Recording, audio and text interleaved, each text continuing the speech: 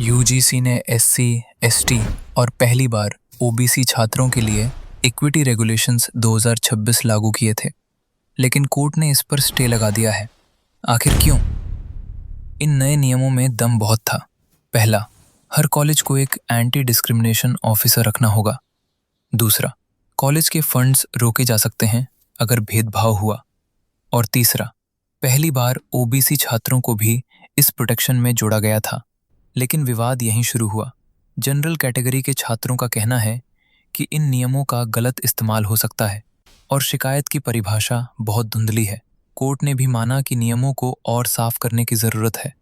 इसका मतलब है कि फ़िलहाल ये नियम लागू नहीं होंगे और जब तक कोर्ट अंतिम फैसला नहीं सुनाता तब तक पुराने 2012 वाले नियम ही चलते रहेंगे। कोर्ट ने इस पर रोक लगाने के लिए मुख्य रूप से 3 बड़े कारण बताए हैं। एक तरफा परिभाषा। नियमों के क्लॉज 3C में जातिगत भेदभाव को सिर्फ एससी, एसटी और ओबीसी के खिलाफ होने वाले भेदभाव के रूप में परिभाषित किया गया था।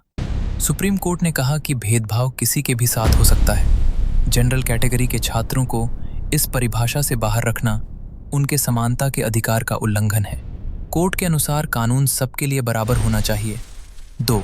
नियमों का दुरुपयोग। कोर्ट ने चिंता जताई कि इन नियमों की भाषा बहुत वेग है, जिसका गलत इस्तेमाल किया जा सकता है। याचिकाकर्ताओं ने दलील दी कि इसमें झूठी शिकायत करने वालों के खिलाफ कोई सज़ा का प्रावधान नहीं था। इससे आपसी रंजिश निकालने के लिए निर्दोष छात्रों या प्रोफेसरों को फंसाया जा सकता है। 3. समाज में बंटवारा।